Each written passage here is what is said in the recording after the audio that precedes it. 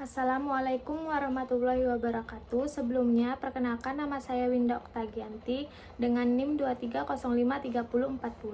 Di sini saya akan menjelaskan materi mengenai ekonomi sumber daya manusia dari pertemuan 1 sampai pertemuan 3. Adapun materi pada pertemuan 1 yaitu tentang konsep pengangguran. Pengertian pengangguran secara luas yaitu penduduk yang tidak bekerja atau tidak memiliki pekerjaan. Sedangkan menurut salah satu ahli ekonomi yaitu Sadono Sukirno, pengangguran adalah seseorang yang termasuk dalam angkatan kerja yang aktif mencari pekerjaan pada tingkat harga tertentu tetapi belum mendapatkan pekerjaan yang diinginkan.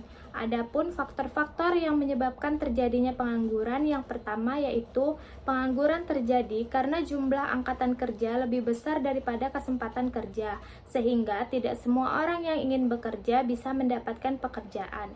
Contohnya, setiap tahun pasti banyak lulusan sekolah ataupun kuliah, tetapi jumlah lapangan pekerjaan belum tentu bertambah. Akibatnya, sebagian lulusan menjadi pengangguran.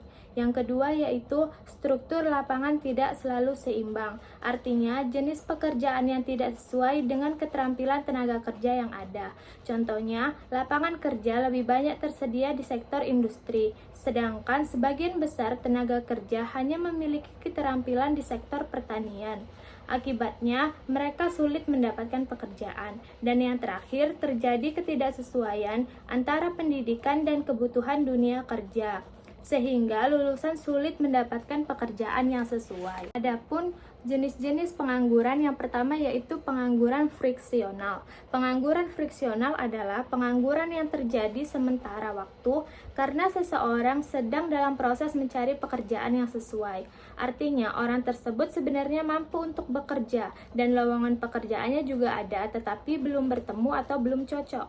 Penyebab terjadinya pengangguran friksional antara lain kurangnya informasi tentang lowongan kerja, jarak tempat tinggal dengan tempat kerja yang terlalu jauh, sedang menunggu pekerjaan yang lebih disukai, dan baru lulus kuliah atau sekolah.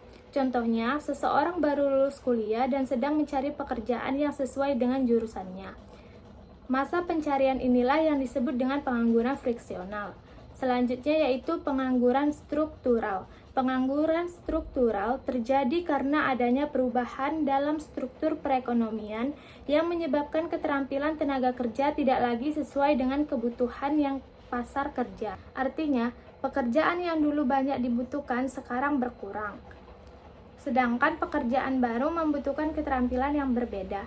Penyebab terjadinya pengangguran friksional yaitu yang pertama, penambahan teknologi, perubahan dari sektor pertanian industri, serta otomatisasi mesin.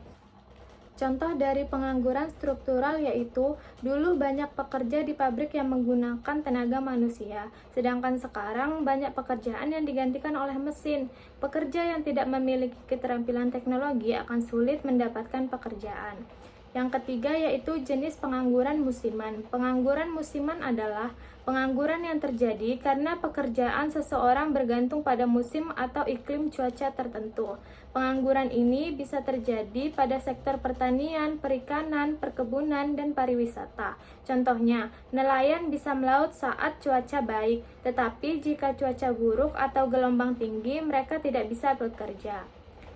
Materi selanjutnya yaitu mengenai peran pelaku dalam pasar tenaga kerja. Pasar tenaga kerja adalah tempat bertemunya pencari kerja dan pemberi kerja. Di dalamnya terdapat beberapa peran pelaku, di antaranya yang pertama yaitu ada pencari kerja. Pencari kerja adalah orang yang menawarkan tenaga, kemampuan, dan keterampilannya untuk mendapatkan pekerjaan. Selanjutnya ada pemberi kerja. Pemberi kerja adalah pihak yang membutuhkan tenaga kerja untuk menjalankan usahanya. Pemberi kerja biasanya berupa perusahaan, pabrik, kantor, ataupun toko. Sedangkan yang terakhir ada perantara. Perantara adalah pihak yang membantu mempertemukan pencari kerja dengan pemberi kerja.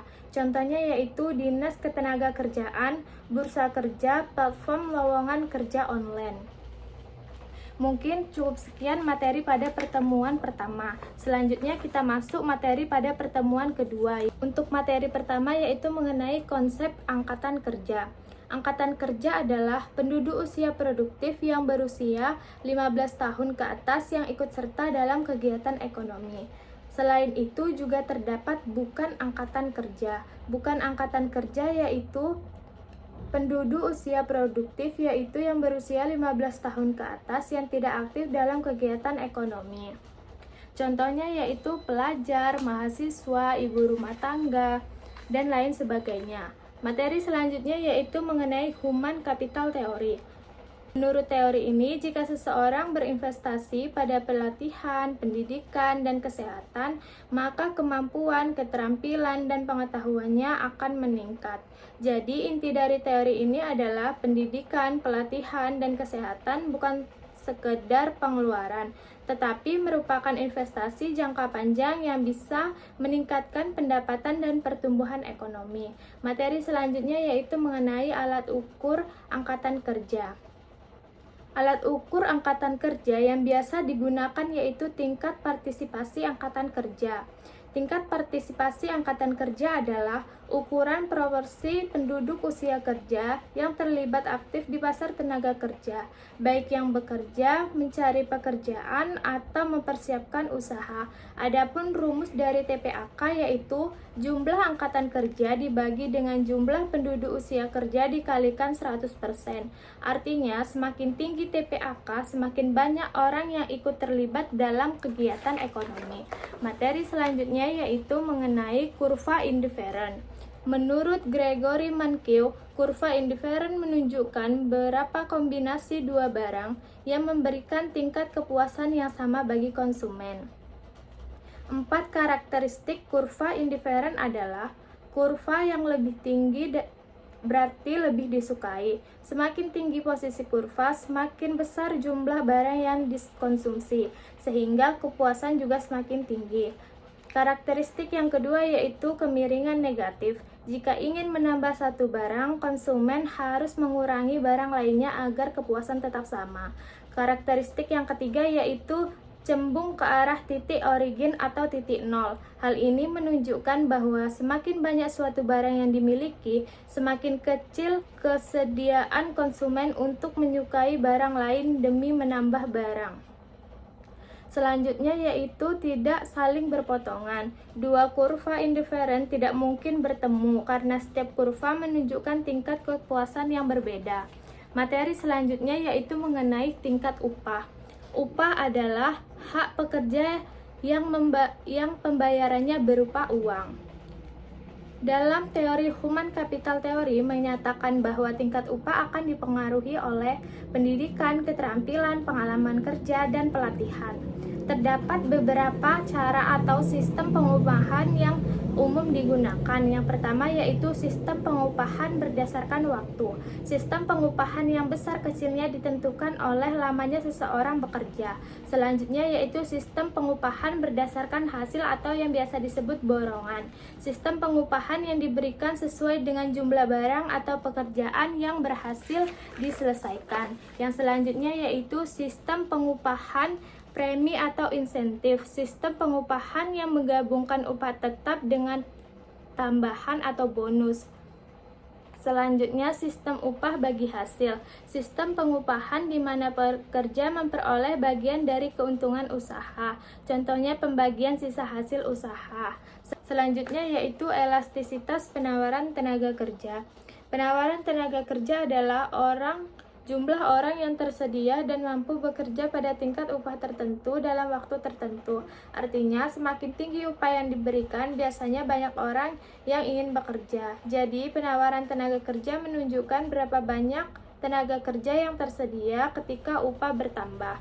Adapun beberapa faktor yang mempengaruhi penawaran tenaga kerja yaitu jumlah penduduk usia kerja, tingkat pendidikan dan keterampilan, kondisi ekonomi, dan tingkat upah yang berlaku. Selanjutnya, pada pertemuan ketiga kita membahas mengenai permintaan tenaga kerja. Permintaan tenaga kerja adalah jumlah tenaga kerja yang ingin dipekerjakan oleh pengusaha pada tingkat upah tertentu dalam jangka waktu tertentu.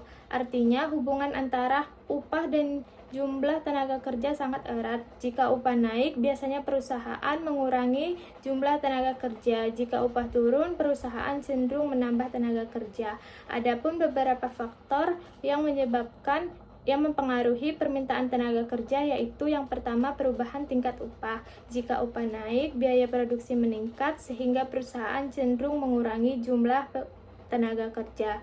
Jika upah turun, biaya produksi lebih rendah sehingga perusahaan cenderung menambah jumlah tenaga kerja. Faktor selanjutnya yaitu perubahan permintaan pasar terhadap hasil produksi. Jika permintaan pasar meningkat, perusahaan akan menambah produksi, artinya tenaga kerja juga akan bertambah. Jika upah menurun, produksi dikurangi, tenaga kerja juga ikut dikurangi. Selanjutnya yaitu perubahan barang modal atau input produksi. Jika harga menurun, produksi bisa mengganti tenaga kerja dengan mesin. Jumlah permintaan tenaga kerja tentu akan berkurang. Jika harga mesin naik, perusahaan lebih memilih menggunakan tenaga kerja, yang berarti jumlah tenaga kerja yang dibutuhkan lebih banyak. Selanjutnya ada jenis permintaan tenaga kerja. Yang pertama yaitu jenis permintaan tenaga kerja jangka pendek. Permintaan tenaga kerja jangka pendek adalah keadaan di mana minimal satu faktor produksi tidak bisa diubah. Biasanya adalah modal yang berupa mesin, gedung, dan peralatan. Artinya, dalam jangka pendek perusahaan tidak bisa menambah atau mengurangi mesin, sehingga yang bisa diubah hanya jumlah tenaga kerja. Selanjutnya yaitu permintaan tenaga kerja jangka panjang. Permintaan tenaga kerja jangka panjang adalah keadaan ketika perusahaan memiliki waktu yang cukup untuk mengubah semua faktor produksi, baik tenaga kerja maupun modal. Artinya perusahaan tidak lagi terikat pada jumlah mesin yang tetap seperti dalam jangka pendek. Selanjutnya yaitu materi mengenai bentuk kurva permintaan tenaga kerja. Dapat kita lihat pada peta konsep tersebut bahwa bentuk kurva permintaan tenaga kerja itu berbentuk dari kanan atas ke kiri bawah. Secara umum, permintaan tenaga kerja ini dipengaruhi oleh beberapa hal ya, seperti yang telah saya sebutkan sebelumnya, yaitu dipengaruhi oleh perubahan tingkat upah, perubahan permintaan pasar terhadap hasil produksi, dan perubahan harga modal. Selanjutnya yaitu materi mengenai fungsi produksi tenaga kerja. Fungsi produksi menjelaskan bahwa hubungan antara input dan output. Dalam konteks tenaga kerja, fungsi produksi menunjukkan bagaimana jumlah tenaga kerja yang digunakan bersama modal dapat menentukan banyaknya output yang dihasilkan perusahaan. Selanjutnya yaitu produk marginal tenaga kerja. Produk marginal tenaga kerja adalah tambahan output yang dihasilkan karena adanya tambahan satu orang tenaga kerja dengan asumsi modal, mesin, atau alat itu tetap. Selanjutnya yaitu ada produk rata-rata tenaga kerja. Produk rata-rata tenaga kerja yaitu jumlah rata-rata output yang dihasilkan oleh setiap tenaga kerja. Elastisitas permintaan tenaga kerja. Elastisitas permintaan tenaga kerja adalah presentasi perubahan jumlah tenaga kerja yang diminta akibat perubahan upah sebesar 1%. Dan yang terakhir ada materi mengenai. Mungkin cukup sekian materi yang dapat saya sampaikan. Mohon maaf apabila ada kesalahan. Untuk pertemuan 4, berikut saya lampirkan 5 soal esai. Saya akhiri. Wassalamualaikum warahmatullahi wabarakatuh.